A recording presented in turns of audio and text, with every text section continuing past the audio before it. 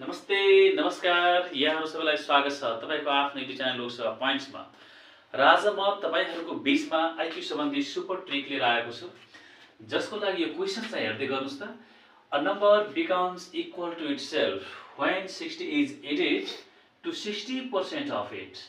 What is the number? अर्थात कुन संख्याको 60% मा 60 जोड्दा पुनः त्यही संख्या आउँछ। क्वेशन यस्तो रहेको छ। यसलाई हामी बनायो भने लामो हुन जान्छ, तर म ट्रिकको माध्यमबाट तपाईलाई बताउँछु। हेर्नुस् त्यहाँ कुन संख्याको 60% मा 60 जोड्दा हैन, पहिले यो पर्सेन्ट बदलाई लिनु। मैले जसरी यहाँ 60 लिए हैन, 60% लाई पर्सेन्ट हटाउनु हुन्छ भने यसैले भाग गरिन्छ, तर म भन्छु यहाँ तपाई इन्टु गर्नुस्। के गर्नुस्? इन्टु गर्नुस्। 60% लाई पर्सेन्ट आयो भने मैले के गरे? इन्टु गरे र डिभाइडेड बाइ यो 60 जोड्दा भनेको छ। 60 जोड्दा भनेछ भने यही 100 बाट यो 60 घटाइदिनुस्। यो 60 गर्नुस्, घटाइदिनुस् र यसको क्याल्कुलेसन गर्नु हाम्रो आन्सर आइहाल्छ। हेर्नुस् के छ?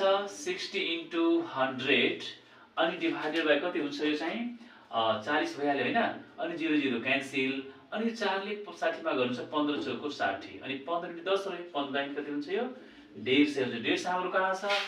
Option number B, that is answer. यस्तै अन्य ट्रिकको लागि हाम्रो युट्युब च्यानललाई सब्स्क्राइब गर्नुहोला। ओके, धन्यवाद।